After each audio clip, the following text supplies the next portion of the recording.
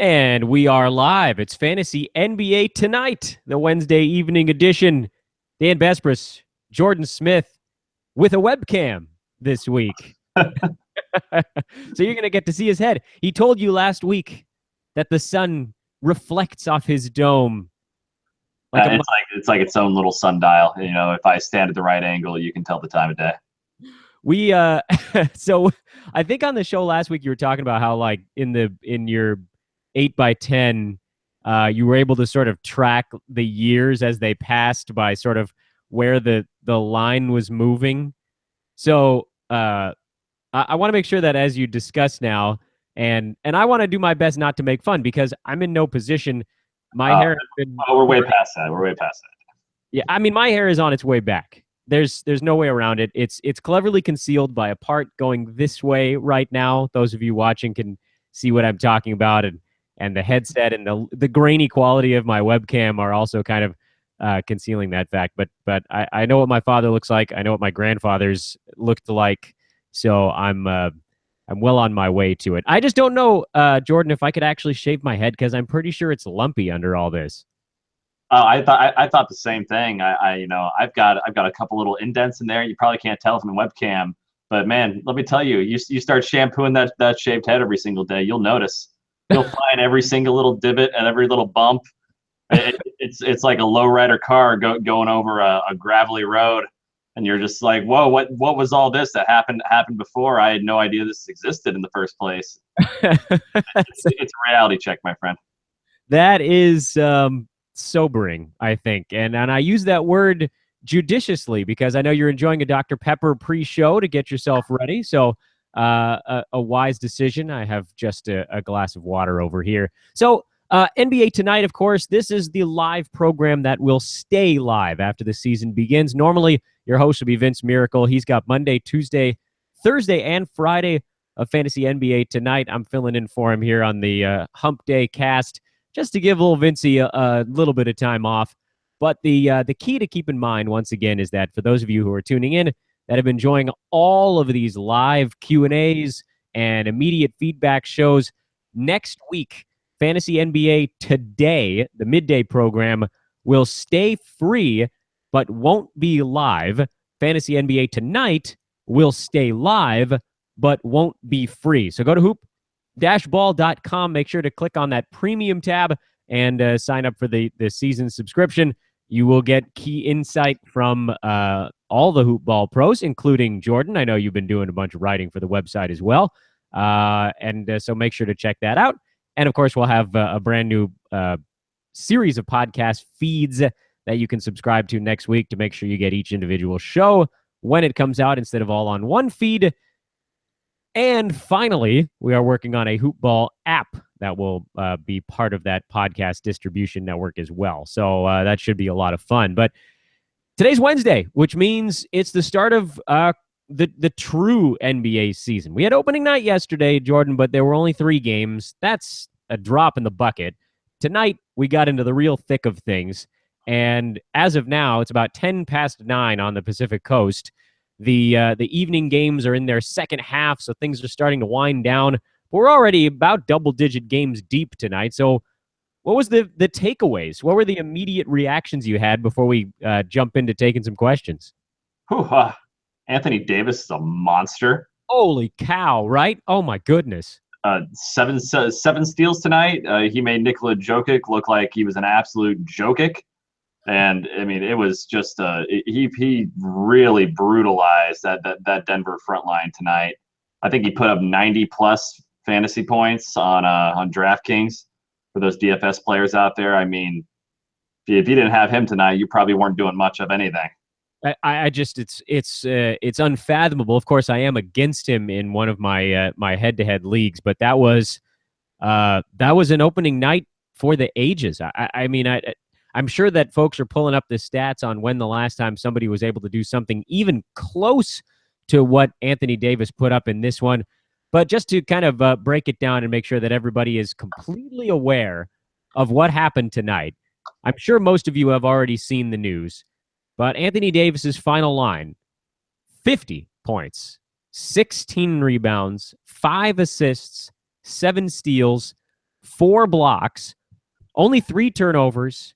He went 16 for 17 at the foul line and 17 for 34 from the field. He did not, however, hit a 3-pointer. So apparently human after all. But my goodness. I know, what an absolute scrub. I mean, Cat had a 3-pointer tonight. Come on. You're thinking, what more do I have to do to get some recognition? The fun thing to point out, I do notice that's almost a 5x5 line. That's nearly the first since Nick Batum 3 years ago, something like that. Yeah, I'm always reminded of the Andrei Kirilenko era, and I believe Marcus Camby chipped in with one of those towards the tail end of his career as well. Those are the days of the 5x5. I feel like didn't Kawhi Leonard come awfully close last year? Yeah, he came really, really close to one last year, and a line very similar to this, where he probably was only off by a block or steal or something like that. Yeah, so Anthony Davis certainly the line of the night, and of course, as a result, I'm losing in that league 9-1, and we're tied in assists. I pity the poor souls that had to face Anthony Davis in any lineup. I'm hoping that the rest of the week goes a little bit differently for me there, but certainly an exciting line. Russell Westbrook had a pretty nice opener for himself, 32, 12, and 9, at least if you're looking at some of the big box scores. But I feel like most of the people that are tuning into these nightly shows are really wondering what our thoughts were on more of the borderline guys. So maybe we do this a little bit lightning round style, so there's time to take questions on the program, because they're already starting to come even here in the first few minutes of our show. And with your blessing, Jordan, we just maybe can take a minute or two on each game chronologically and look at some of the borderline guys and see if they're worth, keeping an eye on, adding, dropping, and so forth. Does that work for you? Sounds good to me. All right, very good. Dallas, Indiana, and Miami, Orlando were the first games to start this evening, although I think Dallas, Indiana ended later with an overtime period. The obvious stuff in that one, Dirk Nowitzki is a machine.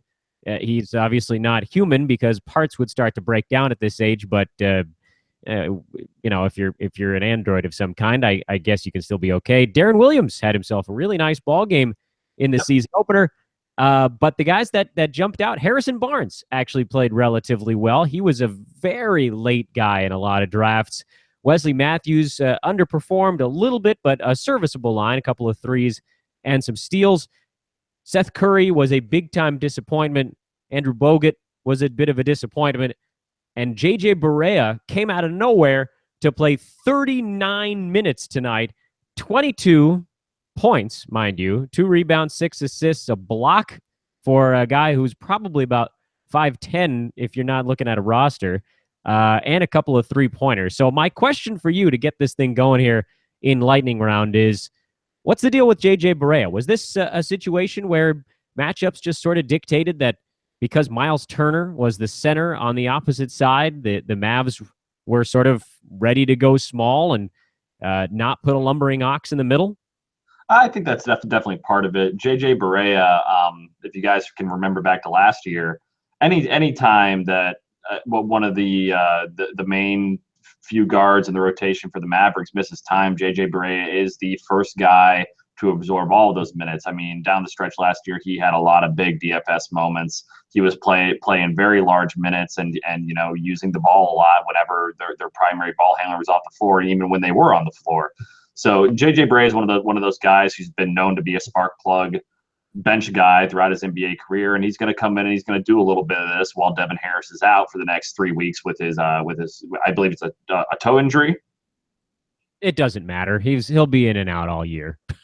yeah, as he usually is, and I mean, more than anything, it speaks to me about Seth Curry, who only played 16 minutes tonight, despite the fact that Devin Harris is out. And Devin Harris has always been a favorite of Rick Carlisle, who plays a consistent 22 to 25 minutes a game. And now when you see that as soon as he goes out, like literally J.J. Barea absorbed all those minutes, because Seth Curry probably would have gotten about 16 anyways, and Barea would have gotten 22 to 25 minutes less without Devin Harris there. So no, I don't think it's a fluke as long as Devin Harris is out, but it's all temporary value. It makes for a really good temporary pickup if you're waiting on news from a guy like Drew Holiday or another injury-prone point guard. Somebody's just out for a little bit, like a Reggie Jackson. If you want to use him temporarily as a stopgap, then he's a decent option. But you shouldn't expect what he did tonight every single night, because he's going to be up and down. But in a weekly league, yeah, it'll give you some temporary boost. The Indiana side, not a ton of surprises, really. Miles Turner had a massive first game of the year. I don't think you expect 30-16, 2-4 over the course of the season, but you certainly won't turn it away.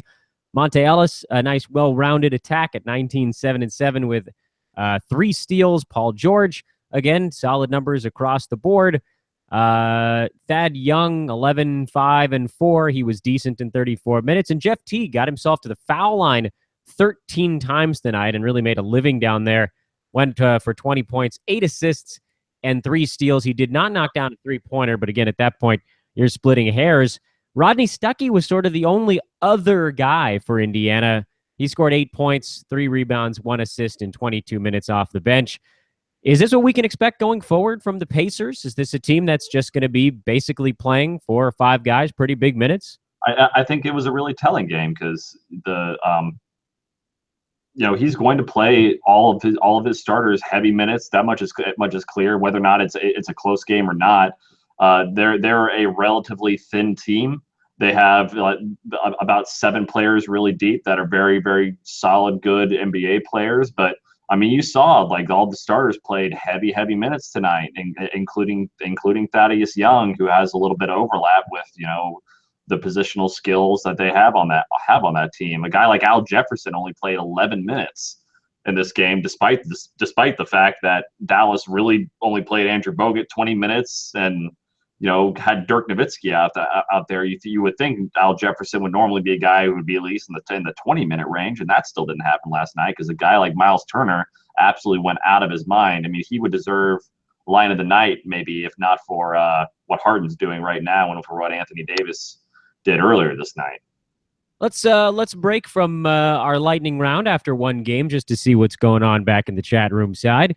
Don Wen says, a huge fan of the show, would love to get your opinion on ranking Patty Mills, Terrence Jones, I'm assuming that's Justin Hamilton, and Trey Lyles. What are you thinking between those 4 guys? Hard decision. Lyles had a rough day, or rather a rough last night. He really didn't get the job done with Derek Favors being out. He was a guy who was really hyped throughout the preseason. Mills to me is not a guy you want to target, because the San Antonio Spurs are still going to play Tony Parker the majority of minutes there. Patty Mills hasn't really shown that without a full-time starting role that he can contribute in fantasy, outside of a few here and there night outbursts. So, if you're really asking me to rank these guys, it to me, it's still going to be, I'd rather have the flyer on Terrence Jones going forward right now, even after he didn't play many minutes tonight. Remember, he's coming off that knee contusion, and obviously injury is a worry with him. So you need to keep after that, look after how many minutes he's going to be played. But when you're looking at 4 guys like that, unless you're in an extremely, extremely deep league, you really just need to take the guy who's going to, who you can take the flyer on and either just cut bait with and not hang around. I feel like that's going to be a guy like Lyles and Justin Hamilton, especially with the night Justin Hamilton had. I feel like Lyles and Justin Hamilton are going to have value here and there throughout the season, but I also don't think they're going to get consistent minutes unless a major injury happens. That is the rate limiting step with them, and we'll certainly get to the results from that Brooklyn game not too long from now too. We can look at that, because the minutes in that ball game is certainly the story. Indeed. Miami Orlando, the other early game. The Orlando side to me was a bit of a snooze, frankly. You had 5 guys play 35 or more minutes, and 3 guys played 14, 16, and 25 minutes. And lo and behold, the 5 guys who played 35 minutes all scored in double figures. So whoop-de-frickin-do. Alfred Payton made his free throws to me. That's about the only story you got from the Orlando side. From the Miami side, there was a little bit more going on. Goran Dragic, James Johnson, Willie Reed, Hassan Whiteside, Justice Winslow, and Tyler Johnson were all in double figures. Dion Waiters had 9 points, and Luke Babbitt had 8, and Derek Williams didn't play. We thought he was probably going to be splitting at least the power forward minutes with a guy like Luke Babbitt when he was announced as the starter. But Miami went a different way. They played a different set of guys and moved bodies around. And certainly when you've got Hassan Whiteside protecting the rim, you can afford to play sort of non-traditional 1, 2, 3, and 4 guys because your 5 is going to clean up everything. And Whiteside had a nice little 18, 14, and 4 start to his season, but he did miss all 4 of his free throws tonight. So a little bit of a blemish there on an otherwise solid line. But again, the stories I think have to be the lesser names. I don't call them no names, the lesser names. Guys like Tyler Johnson, who started to make a little bit of noise last year, and Justice Winslow, who started to make a little bit of noise last year. They each had solid games in this one. So Jordan, where do they rank for you right now?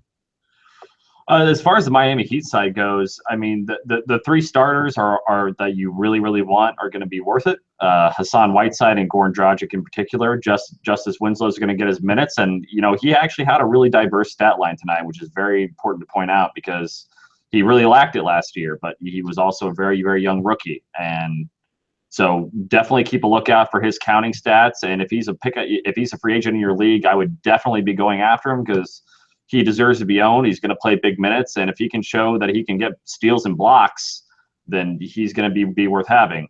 Tyler Johnson, I love as a player.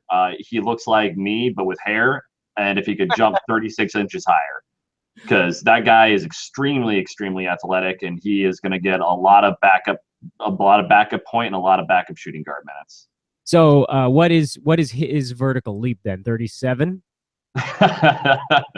Like a phone book plus and a half, Yeah. So again, I mean, a lot of these things you're looking at the different leagues. These are a lot of names. I think Justice Winslow is probably off the board in a lot of leagues.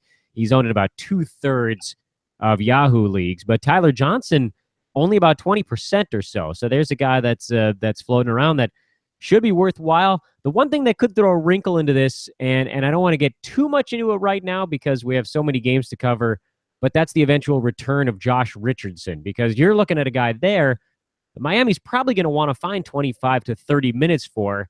And the question is, where does it all come from? I'm assuming James Johnson probably not going to be at 25. You probably see Tyler Johnson lose, what do you think, 5 to 8 of those at least. And it just kind of comes out of a bunch of different buckets, and Dion Waiters will probably give up the other 10 to 15. Yeah, I think 90% of it will come out of Dion Waiters' minutes. I'm not a believer there. James Johnson is going to compete at power forward. Tyler Johnson will lose a few. Honestly, I think Josh Richardson is really the guy you want to own there long term because he has the best on the basketball court skill set, and that usually leads to the most minutes, which usually leads to the most fantasy points. So He's going to be the guy you want to target. But after that, it's definitely Tyler Johnson. I'm fading Dion Waiters in this 34-minute night entirely. Yeah, he just doesn't do the right things. I know Miami paid him, but we've all been doing this fantasy thing for long enough to know that Dion Waiters, and you watch him, and it just, I don't know, it doesn't feel right most of the time. It always feels like he's doing something that's just a little bit off from what he should be doing out there. And let's remember, Josh Richardson, when he got significant playing time last year and he was sort of turned loose a little bit, he's a guy that actually got blocks, steals, and 3-pointers. Those 3, the money counting stats, as Brewski likes to call them. And he's able to do all of them, which is sort of a unique ability that, you're talking about guys like Danny Green, but Richardson is actually a better scorer. So he's a really interesting guy, and he's not supposed to be out that long. So if you've got a little bit of space, not the worst idea in the world. Detroit-Toronto, let's surge ahead here. The Toronto side was a 2-man show. Valanciunas, DeMar DeRozan. And I admit, I've been down on Valanciunas. I keep hearing about it being his year. Every year it's his year. Well, you know what? If this is the one, he got started quickly. That's for darn sure. 32 and 11 for Valanciunas in 35 minutes. That might have been the best news of all for those of you that did go out and get him. He got to the foul line 14 times, and he made most of them. He was 67% from the field. He went 10 for 15. And he'd have been the story in that game if DeRozan didn't go for 40. But otherwise, not much to look at with Toronto. I thought personally, and this is a mistake on my part, I thought Patrick Patterson would be a little bit bigger part of things, but 3 points and 4 rebounds in 26 minutes, even when two guys are doing almost all the lifting, that's still really not enough. So I don't know. Jordan, did you take anything away from all of the non-big three in Toronto tonight? I feel like it was sort of the jury's still out on that one. Not really. Jonas Valanciunas is going to be a guy who's going to play big minutes this year because there's really just not that many backups behind him. Bebe, who was the backup center for Valanciunas, was out tonight, so that led to even bigger minutes for him because they don't trust the third stringer Podol there at all. He played 13 minutes tonight and picked up 5 fouls in that amount of time. So, if the backup center is going to pick up 5 fouls, the primary center is going to have to play huge minutes every single night. That's Scott Pollard level fouling. Yeah. It makes use of Nurkic's foul rate look absolutely shameful. He had a nice ball game, by the way, but we'll get there. Yeah. So wait and see. Perhaps I'm actually in a 12-team league. I'm probably cutting Patrick Patterson. I don't. Absolutely. I mean, Patrick Patterson has had more than enough ample opportunity over the course of his career to show what he can do with 25 plus minutes a game. And the simple fact is, like, he's a better real basketball player than he is a fantasy basketball player. He just doesn't put up stats. And, his good defense and ability to shoot threes just does not mean anything for what we won in 9 categories. Kind of a slow night on the Detroit side. Marcus Morris, Tobias Harris had really the only quality games out there. Andre Drummond did have 16 points, but kind of an ugly one, at least compared to what I think people were expecting. Valanciunas simply won that battle, which was a testament to JV. Kentavious Caldwell-Pope was way off his game tonight. He did not hit a three-pointer. Did get a couple of steals. That's kind of his other go-to. Ish Smith didn't make many of his shots, but he got some assists. That's kind of his thing. John Lure went for 9 and 9. That's the guy I want to ask you about, Jordan. Is this a guy that could potentially, in 20 to 25 minutes a night, put up numbers like that? Or was this a situation where Andre Drummond was just not playing well, got himself into foul trouble, and Aaron Baines was not the answer, and so Lure took advantage? I know that he's a guy that Aaron Brewski really likes a lot, but for some reason, he just never really gets a chance to prove himself. Yeah, I liked him last year as a basketball player in Phoenix, and he put up some nice per minute stats and contributed the box score. But he's just not going to be able to have that opportunity this year. They have too many pieces. They're going to move in other guys to play power forward. They're going to move Marcus Morris up to that area. John Lure is obviously going to get some backup minutes behind him, but Tobias Harris is going to play there some too. And they're going to go the realm of SPG what he did down in Orlando, where they played 4 guys out along the perimeter and 1 guy in, and Andre Drummond. And simply put, that's just not going to cut it for John Lure's minutes in the long run. Moving back to the chat room for just a moment, Ben Carnato asks if we think Vince is going to jump on the Joel Embiid train. Vince actually in the chat room answered that question himself, so I guess we can ignore it. Jason View says Valanciunas is breaking out. He did for one night. That's for darn sure. We'll see if he can keep it going. I root for him. I actually like the Raptors, but I'll believe it when I see it for a month or two. Any guy can get Drummond in that amount of foul trouble, you got to start paying attention to. That's all. I mean, he had a great ball game. There's no doubt about that. He played his tail off, but we'll see if it lasts. And that'll be my answer, by the way, to one of the other questions coming on later in this chat room. Question here on Antoine Moore, and we'll get to him to answer that question when we get to that ball game. So sit tight. Then there's a question about Roy Hibbert, Marcin Gortat, Miles Turner, and Mirza Teletovic. We will hit all of those guys as we work our way through the rest of this box score. So don't worry. We're watching the chat room. We're just going through these games one by one, and hopefully we're going to hit all your guys. If we don't, we'll get to those questions at the tail end. Brooklyn, Boston. This one to me was confusing. Brooklyn, I mean, you can count them out. 1, 2, 3, 4, 5, 6, 7, 8, 9 guys on this team played 20 minutes or more. 10 guys played 18 minutes or more. Gravis Vasquez was kind of bringing up the caboose there of just an entire team that each played half a ball game. Jeremy Lin led everybody with 27 minutes in that ball game. Joe Harris played 25 minutes in that contest. Justin Hamilton, 25 minutes in that one. Trevor Booker, 24. Bojan Bogdanovic, 21 points in 23 minutes. Seems like he probably should have been out there for a couple more minutes. Rondé Hollis-Jefferson, 23 minutes. He did nothing. Luis Scola somehow got 21 minutes in that ball game. This, to me, feels like a whole big barrel full of nothing, because if a whole team plays 23 minutes, you're not learning a whole lot. But I think to that end, you had to have kind of liked what you saw from Bogdanovic, from Justin Hamilton, and even potentially from Joe Harris, who came out of nowhere. He's a guy that's not even owned in the 30 deep league that I'm in. So I'm putting the spotlight on you, Jordan. This is a tough question. What the heck happened out there tonight? Well, I mean, simply put, the Boston starters got their butts kicked. The bench came in, started gashing into the lead that the Celtics had, and brought it up to a total, a final score of 122-117. So, if your starters are going to get their butts kicked that much, then why not? And the bench is going to, carry you that much. Why not leave them in and let them do what they can do? And that's a little fluky, though. A little fluky, I would assume you're saying. Yeah. I would 100% say the same thing. I mean, Joe Harris, probably wouldn't have made the Cavs 15-man roster this year. And, I'm a big Joe Harris fan because I relate to his basketball game a lot, which isn't a good thing. So is it that phone book vertical leap that you're talking about? Yeah, definitely has something to do with that. And also, hitting backboards off of shot clocks and things of that manner. Yes, I am very familiar with that. I actually, due to a lack of wrist strength, I think I'm more inclined to hit the bottom of the net as opposed to the top of the backboard. But we take what we can get, right? I mean, Woody Harrelson and Wesley Snipes made a movie about guys like us.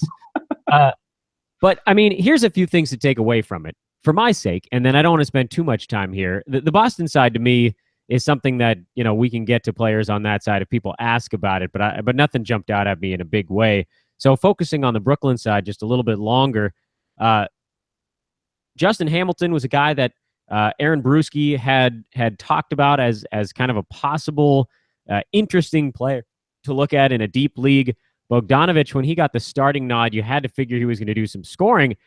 But the big move here, try to get Brook Lopez from somebody. You're not going to have a better opportunity at any point all season long. And, I will echo what Zane Donani mentioned on our morning show today. Don't send out an idiotic trade offer that's going to piss the other guy off. But a lot of people drafted Brook Lopez 25-ish this year. If you can offer up a top 40 guy and get 10 to 15 spots of value, this wouldn't be a terrible time to think about trying that. So again, try to remember where the value lies. Don't look at this game and say, boy, Brook Lopez stunk, and move on to the next one. Look at this game and say, I wonder who has Brook Lopez in my league, and go see if you can't pry him loose. Again, you'll never have an easier time than tonight. Moving along to the next one. Minnesota-Memphis is what I've got as the next game chronologically, so that's just where we'll go. Minnesota, nothing crazy, right? What are you seeing here? Anything crazy? I see nothing. I don't see much crazy. The only thing that stands out a little bit to me is Tom Thibodeau went deep into his rotation, which he's not really known to do. I was actually looking in deeper leagues a lot at Nemanja Bjelica and Chris Dunn to really step up in 20 to 28 minutes a game this year and have very deep league production in those minutes per game. And Shabazz Muhammad got 14 minutes. Cole Aldridge got 10. Brandon Rush got 14. So if that's going to be the way it is, then those bench guys may not have the same value I thought they were going to have. This game was turned out to be kind of a fun one. Minnesota got off to a very quick start. Memphis came charging all the way back and actually ended up winning this game because, frankly, sometimes having the old goats actually does pay off. Memphis just played a better game late in it. But you had some pretty interesting lines on the Memphis side as well. Wade Baldwin had a combined 6 in the steal and block departments together. Mike Conley, 24 points after signing his big deal. Marc Gasol at 18 points, although not much else besides 4 blocks, which was nice. And Zach Randolph, who everybody had kind of written off as an afterthought, got in there and slothed his way to 19 and 11. So good for Zebo. JaMychal Green at 12 and 7. James Ennis 15 and 6. You got, on that Memphis side, you got a nice 6-pack of guys that all put up pretty decent numbers in this one. But I will remind everybody that if Brandon Wright ever got healthy, that would complicate the front court just a little bit. For now, though, Jordan, what are your thoughts on the Memphis side? I think Zach Randolph's going to go overlooked as a guy who can be a double-double machine. Just because he's coming off the bench and playing 25 minutes does not mean that Randolph cannot punk some kids in the post like he's always done in his career and put up, points in the teens and rebounds in the double digits. So, he's more of a specialty guy along those lines, but I mean, he's going to be a serious 6th man of the year candidate this year. And the guy who's actually playing in front of him at power forward, JaMychal Green, has a diverse fantasy skill set. I mean, he can rebound you, average boards, get you points in the double digits. And more importantly, he's a power forward that hits threes. And those are rare to come by. So if you're looking for a select strategy that uses power forwards that hit threes, look at him. Charlotte, Milwaukee. I like Charlotte. I root for this team. And I have absolutely no connection to them whatsoever. I like the way they're built. I like their coach. I like the way they play.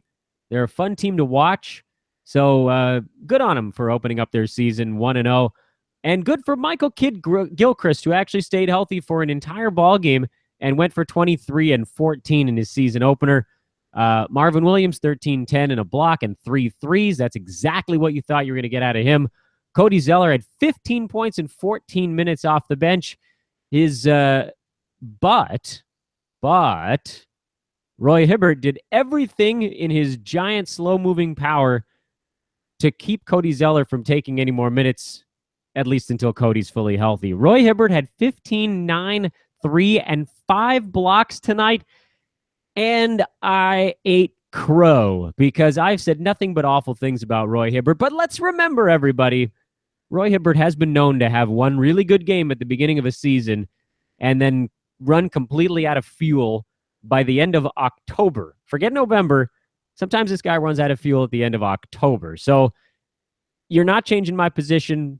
Roy Hibbert, he will have these flash-in-the-pan ball games, but to me, a best-case scenario for Roy is 24 minutes a game, and I think that as Cody Zeller gets his conditioning, he's going to be the guy in Charlotte. That doesn't change my stance on the Charlotte side.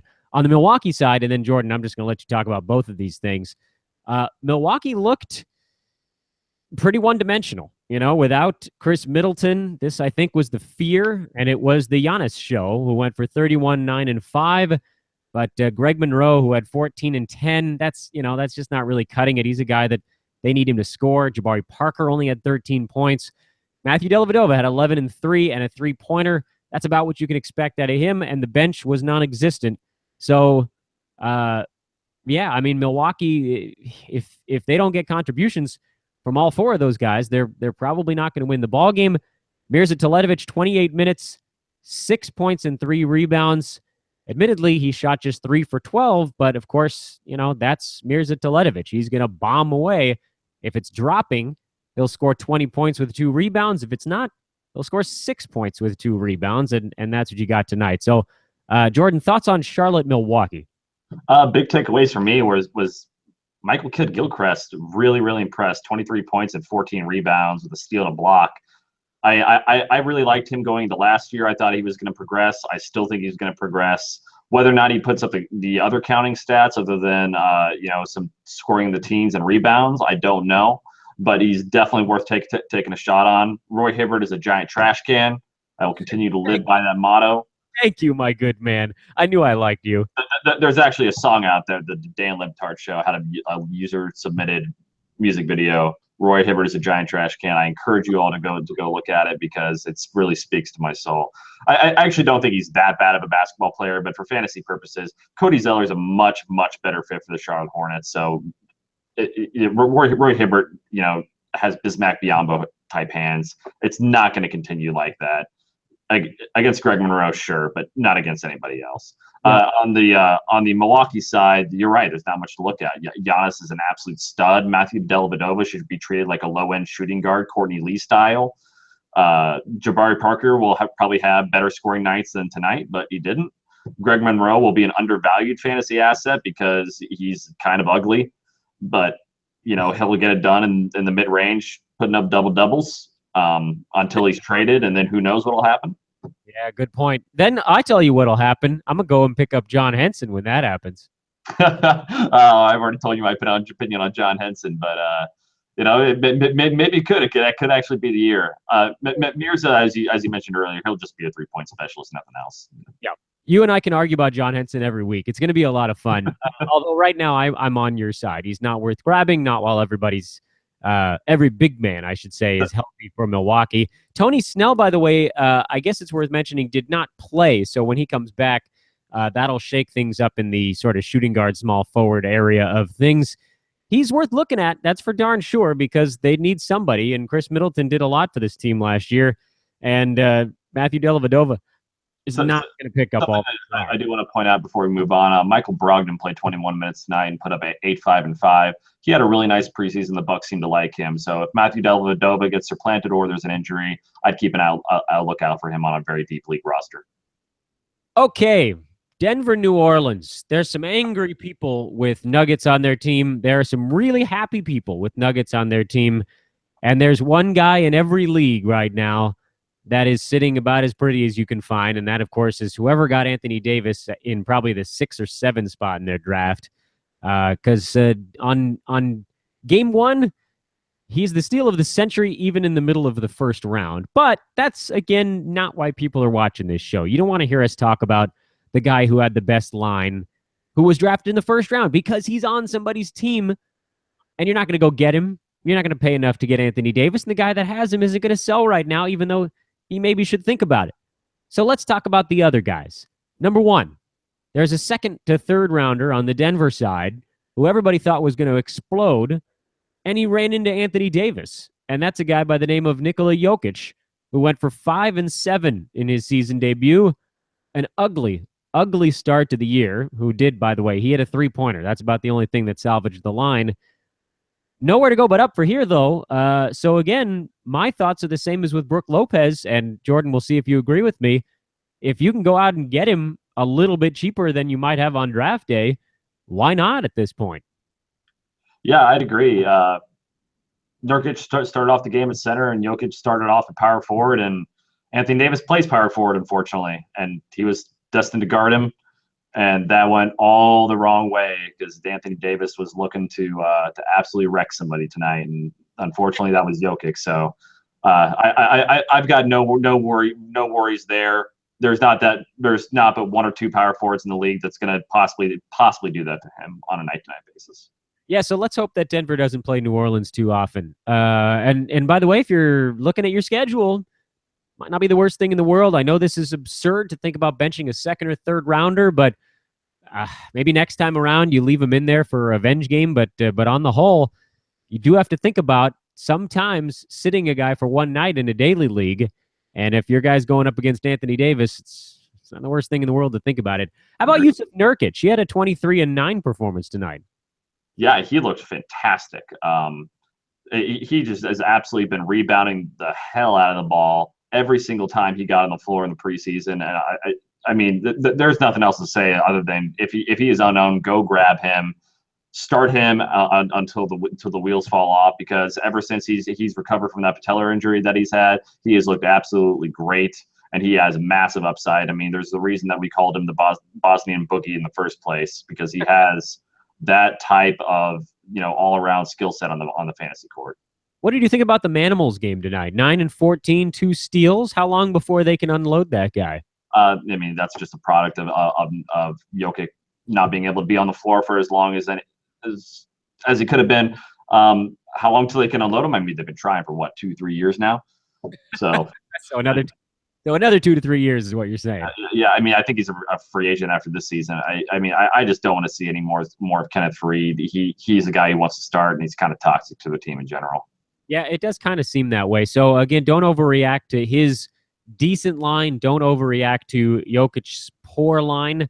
Emmanuel Mudiay had a inefficient shooting evening, which I think is pretty much par for the course. But again, no Gary Harris in this one. So as you're looking at the distribution of guard minutes, and Will Barton, by the way, who had a very nice game in 35 minutes, some of those are going away when Gary Harris comes back. So please don't overreact to Will Barton either, because he and Wilson Chandler exceeding 30 minutes on the same night, this may be one of the only times that happens this year. Definitely. On the New Orleans side, Anthony Davis and Tim Frazier were pretty much everything. Tim Frazier, I think, like you said with Nurkic, ride him until the wheels fall off, which the wheels fall off most likely when Drew Holiday puts his wheels back on. But what about E'Twaun Moore? We got a question in our chat room on basically what we think of E'Twaun. And for my sake, he's a stopgap, but I don't feel like the ceiling is that high, except in those rare instances where quite literally everybody is out around him. And then and only then will he actually consider being aggressive. The guy took only 8 shots in almost 30 minutes on the floor. Some of that, of course, is because Anthony Davis took 34. But when you have Anthony Davis, he's the guy you want shooting the basketball. So I'm not as high on E'Twaun Moore as a lot of other people are. I think he's a nice sort of fill-in for the end of your bench or for the end of your starting rotation on your fantasy team for now. But if this New Orleans team ever gets truly healthy, then to me, he's a guy that starts to fade back into kind of being right on the cut line.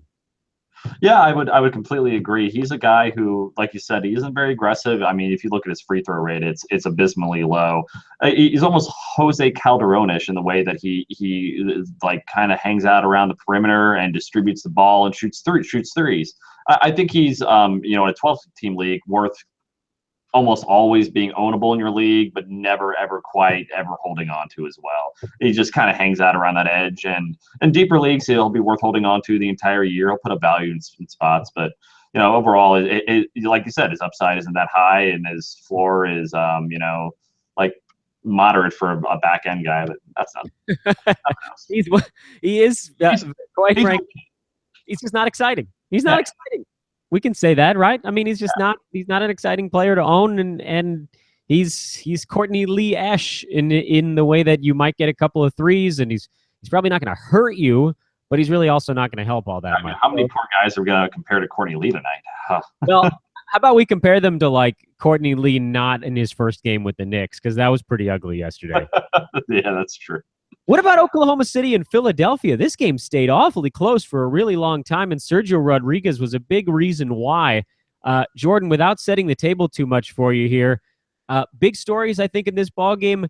Victor Oladipo was really out of sorts in his first game with OKC, but he took 16 shots.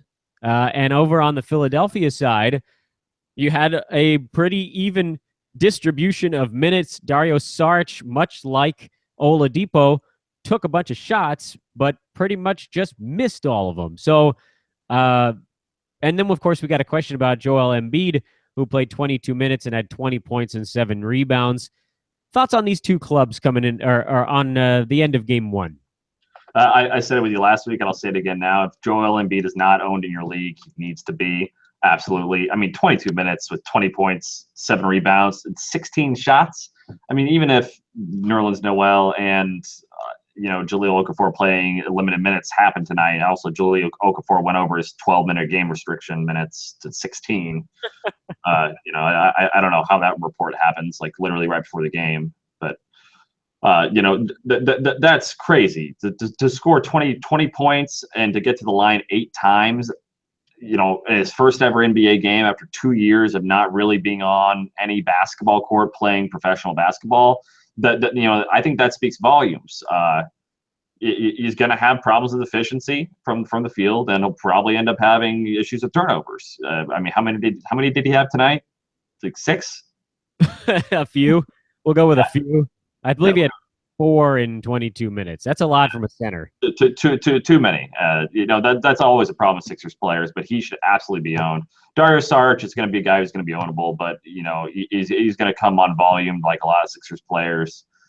He'll depend on whether or not he can actually get those steals and blocks in games, and tonight he didn't get it done.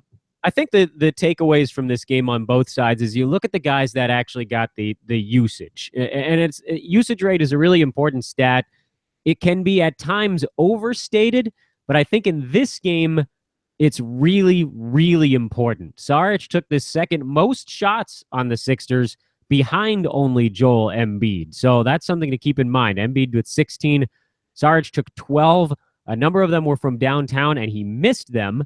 But if even one or two of those go in, you're talking about a guy who then would have had a pretty solid ball game against a pretty big, strong front court for Oklahoma City. He was running into generally the likes of Enes Kanter and Steven Adams down low. So that's a lot to contend with for Saric, who's not huge like Embiid is, and even Okafor is a bigger guy as well. But, Dario hung in there. He was tied for the team lead in rebounds with 7. So I think that there's still reason for optimism on that front, and I'm not changing my. The Thunder are what were the number 1 rebounding team in the league last year. That's something to keep in mind here. Yeah, and Durant is obviously was a piece of that, but Steven Adams is a big reason why. And amazingly, he only had 5 of them tonight. Russell Westbrook had 12, and his Kanter had 12. Andre Robertson had 7 rebounds while doing little else in typical Andre Robertson fashion. But again, looking at usage, Victor Oladipo took 16 shots. He just only made 4 of them. So, it's not going to get much worse than tonight for Victor. He was out of sorts. He played about 5 minutes coming out of the halftime break, and then they sat him until the 6-minute mark of the fourth quarter, and he played better when they brought him back in down the stretch. So 10-5 with an assist and a block. That's your basement for Victor. I'm not going to advocate going and trying to buy ultra low on Oladipo because I think generally he was actually drafted a bit earlier than he should have been anyway.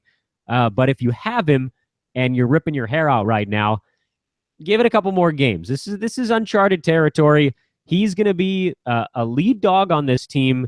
He doesn't have to worry about Scott Skiles. He's going to get the minutes. He's going to get the shots, and things are going to come together a little bit. Just remember, despite all of that madness last year with Victor, he still ended up as a top 40 guy. So certainly don't panic.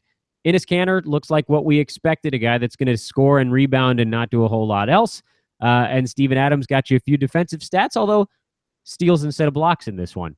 What am I missing, if anything? Oh, I remember what I wanted to point out. Robert Covington. I think that a lot of people could get behind this sort of quieter, more efficient iteration of Bob Covington, right? 2 steals, a block, 50% of his shots, couple of threes. Nice, quiet, little solid game out of the small forward spot. Yeah, I mean, I still think he'll end up much like he did last year, taking more shots and being more inefficient, but still adding those threes and steals and high quantities. What about honestly, if he did this the entire year, I'd like him more than I did last year. Yeah. What about the McConnell-Rodriguez battle? That's one to me that could swing either direction on any given night. McConnell has been purported to be the better defender there in Philadelphia, and Brett Brown might like that. I think clearly from Rodriguez starting that night 1 that's probably not the case. And Rodriguez is clearly the superior offensive player. And I mean, he dished 9 assists tonight and scored 12 points. Semi-officially, he's not a half bad shooter. Like that matters for a team like that. You saw what Ish Smith did coming in there last year. It may not be the prettiest point guard that you could ever have on your roster, but Philly has shown that any point guard that they stick out there is basically worth rostering on pure volume. So you're definitely in the market to say let's go grab Rodriguez. You feel like he's kind of won that battle going into this year? Yeah, I would say so. I definitely wouldn't attach my cart to him and say like that's a guy I think should be, you should look forward to having fantasy value for the rest of the year, because I don't think he will. I don't think any point guard in Philadelphia will.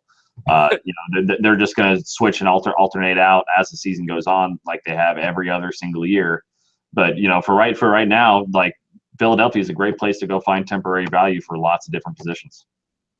Sacramento, Phoenix.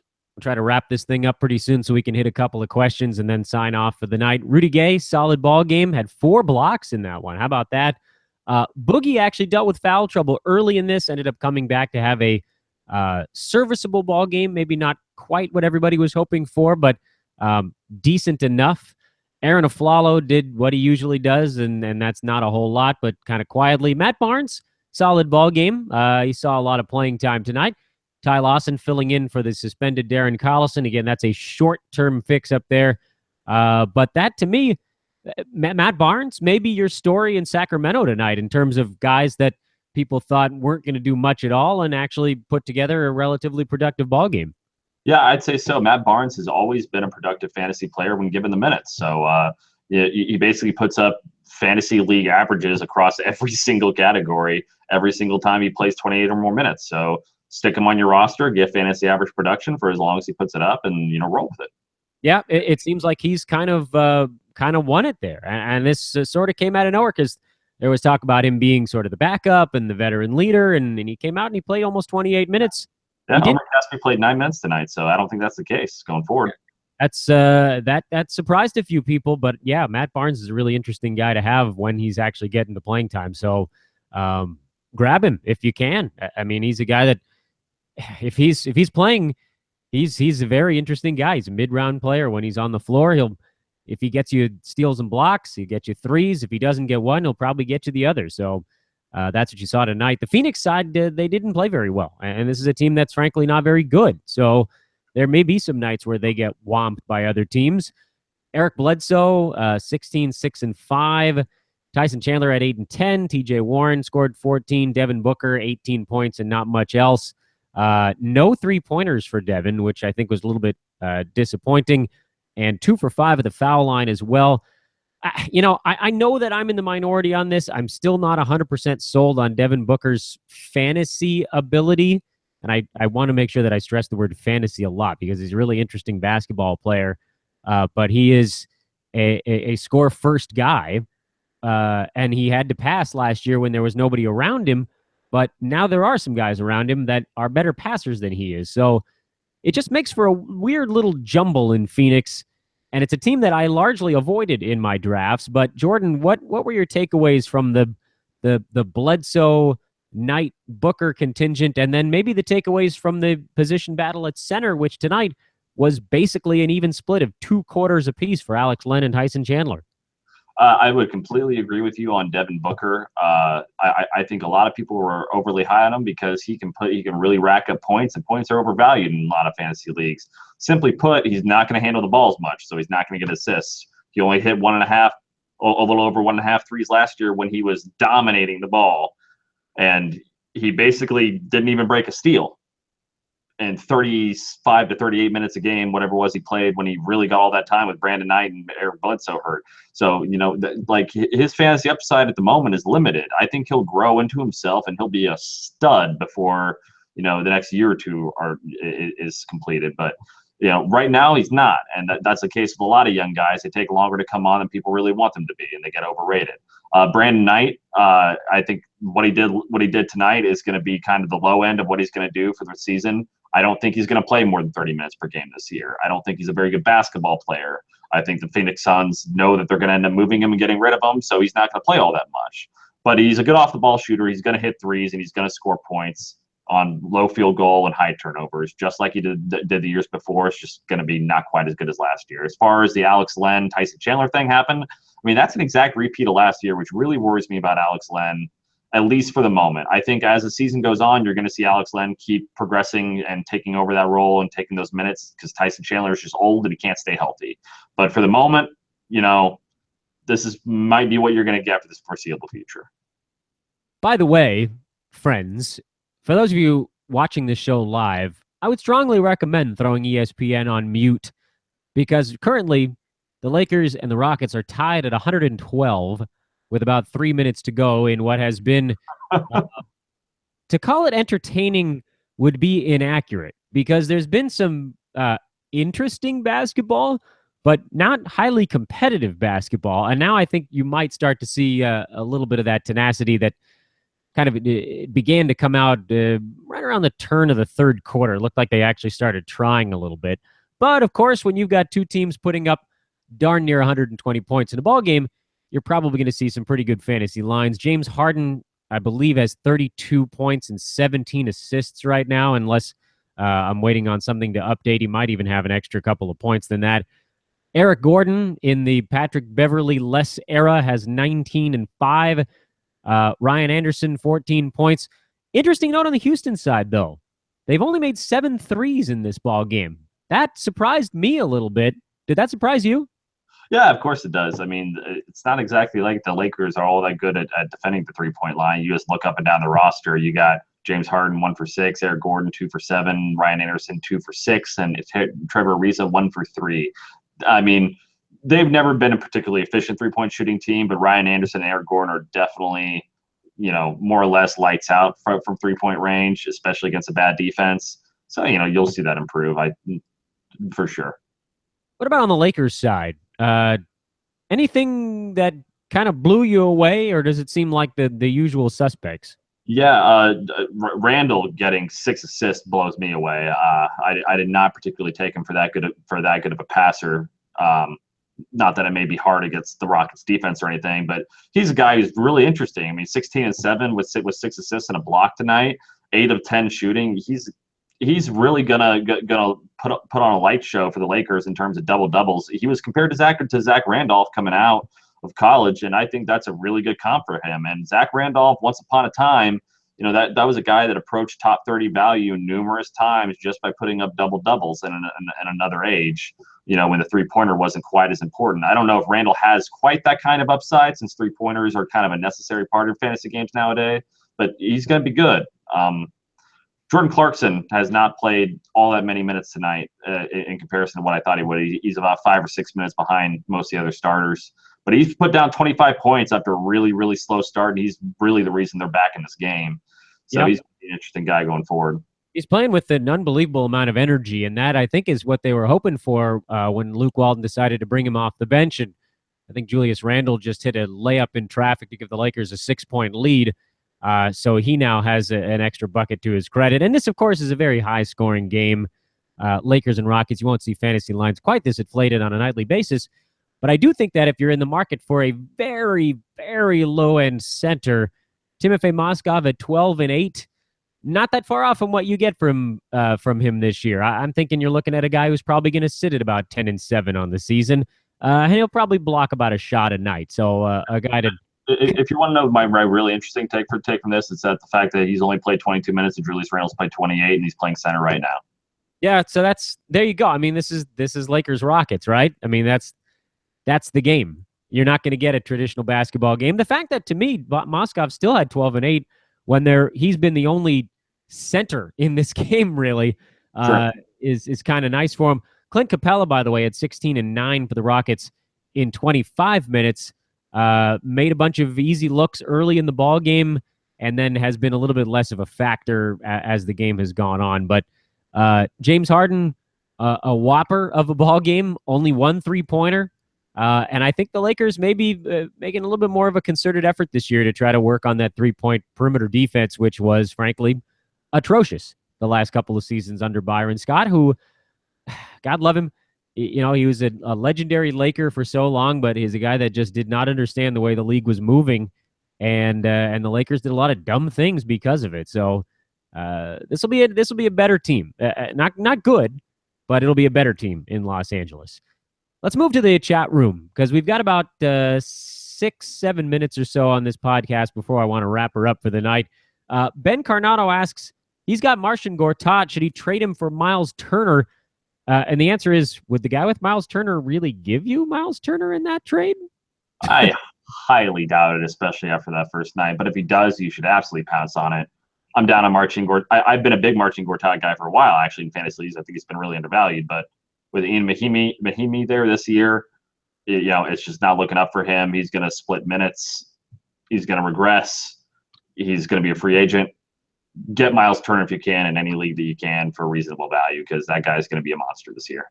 I think the Lakers are about to win this game. Ryan Anderson just clanked a 3. Now Eric Gordon's trying one, and he clanked it.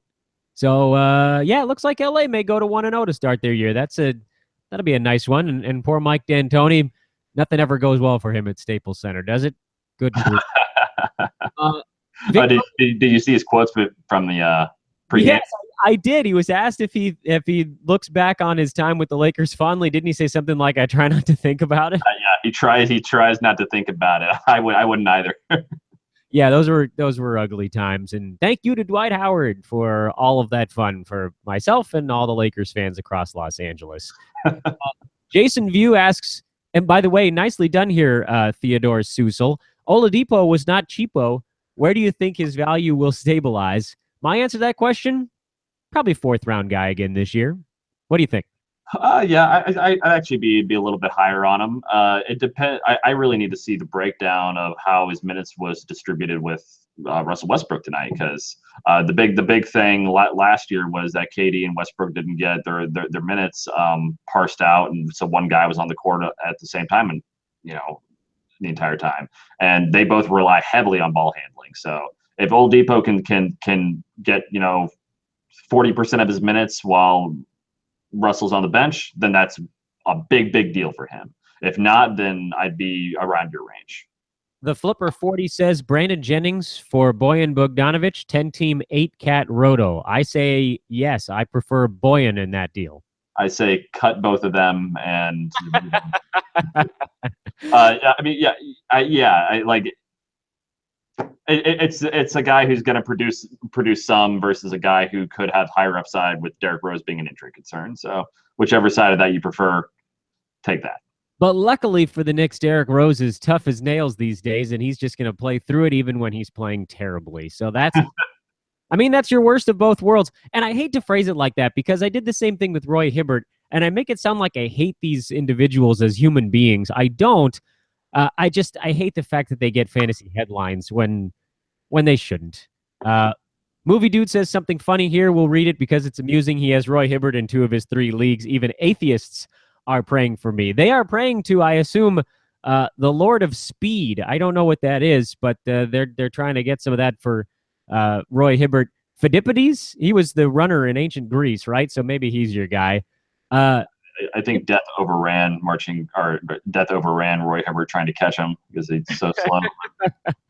I mean, he is. I highly recommend people do a Google search for Slow Roy in Los Angeles and just listen to some of the sound effects from LA radio the last year. Kimberly Tran says, are there any sleepers who can hit threes on the waiver wire? Well, Kimberly, we can't look at your league right now, so that does make it a little bit tough. But Jordan, who are your top sort of bubble 3-point shooters these days? A guy that we mentioned earlier, Mirza Teletovic, is definitely a guy like that. I'm particularly fascinated by power forwards who can hit threes because it's such a rare commodity and it allows you some roster diversity. So Mirza Teletovic is a guy like that. JaMychal Green is another one. We just talked about Boyan Bogdanovic, who can't hit threes, but he's going to be inconsistent.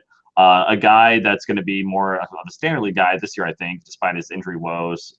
Eric Gordon playing this game right now. He's going to launch a ton of threes, and so are all the Rockets. If you want a three specialist, then go look at Ryan Anderson or Eric Gordon on the Rockets. They're going to launch 7 a game, and I wouldn't be surprised if both of them approach 3 a game. It makes. Yeah, a little bit surprising, frankly, that they didn't take more in this ball game. But again, I think I think the Lakers really tried hard to run them off of the 3-point line. And just I haven't been watching the game with a fine-tooth comb because we've been on air for half of it. But that's something that I think was a key. It's something the Warriors made a big deal of last year, and I've got to believe that Luke Walton's kind of bringing that down to LA. At least that mentality. When you have a lot of young guys that are quick, you should be able to defend farther away from the rim, and where they may struggle would be back near the basket. And that's why they brought in a guy like Moskov so they can try to clog the lane up just a little bit. Rockets, by the way, with their last chance here, Ariza misses a 3, and that ball game is over. And the Lakers won. So officially the night of basketball is done. And we have one last question before our night of podcasting is done. Movie Dude says he's trying to stay alive when the Roy Hibbert era is over, which, by the way, could be tomorrow. Should I pick up Cody Zeller or Justin Hamilton? Your thoughts on that? That's a tough one. I think Justin Hamilton's a guy that's more of a stash, and especially with Brook Lopez being a trade candidate. I don't think that'll continue with the Brooklyn Nets. There's no way to me that Brook Lopez plays more than 30 minutes a game on almost any given night. So I would, for the temporary, reach for Cody Zeller. and with him rounding into form, see what he can do for you, because I really think that he does have some upside this year. He's their best offensive and defensive option at center. At this point, even with Roy Hibbert in town. But in the end, I think Justin Hamilton has the longer term upside. It's just a matter of timing, is all I think. Yeah, I'm actually a little bit more in the Zeller camp. I think that I like the consistency you're going to get there, where it's again maybe not as exciting as those big nights like tonight, even from a Justin Hamilton. But I think with Cody Zeller, you can pretty much bank on a guy that's going to make 60% of his shots pretty much every single night. He's probably going to score about a dozen points. He's probably going to grab you somewhere from 7 to 9 rebounds. Probably will get you a steal. He might block a shot, and a little bit of both on the defensive side. Not a ton of either of them. But on a week-to-week basis, particularly in a head-to-head league where you don't want those weeks where guys just kind of disappear, I think I like Zeller. With Hamilton, where the big games maybe even out with the slow games and he gets better as the season goes on, perhaps he's a little bit more interesting for a rotisserie league. That brings us to the end of this Wild Wednesday recap. We went through all the ball games. We went through the questions. Jordan, I'm a little bit tired. I don't know about you. Oh yeah, I mean you're on the West Coast, so you got the advantage of 2 hours on me. Yeah, you got to go to bed, so I'm going to let you do that. I got to be back in this office in T-minus 7 hours. Holy moly. Well, all right, stop with the Dr. Pepper and switch to your other beverage of choice, which was, by the way, what? Oh, the Sailor Jerry. You gotta ride the ship right into the night. I think that's a good way to close it out here on this Wednesday night, folks. Thanks so much for tuning in to this Wednesday evening edition of Fantasy NBA Tonight. Make sure to follow the two of us on Twitter. I am at Dan Besbris. I think many of you already are, but if not, hop aboard. You can, of course, ask me questions on Twitter all day. Same deal with Jordan. He is J Smith KC Hoops. J as in Jordan, Smith as in his last name, KC as in Kansas City, and Hoops as in the sport / the website that we work for, hoop-ball.com. There at Hoopball Tweets, and that's your program, ladies and germs. I'll be back with you tomorrow at 11 a.m. with Vince Miracle. We'll have a nice 11 a.m. Live show again as this free preview week continues of Fantasy NBA Today. Vince will have tomorrow night. Friday, we got a couple of shows, and then we rumble through the weekend. And then, of course, next week, everything goes to its more permanent station, free versus live. Free versus paid, I should say, recorded versus live. And, of course, we will get to that soon enough. Jordan, thanks so much for your time tonight. See ya. Jordan's done. He's going to bed. He's Jordan Smith. I'm Dan Besbris. Have a wonderful night. This was Fantasy NBA Tonight, a hoop ball presentation. I'll see you at 11 a.m. tomorrow. You can't get rid of me that easy. Good night. Good night.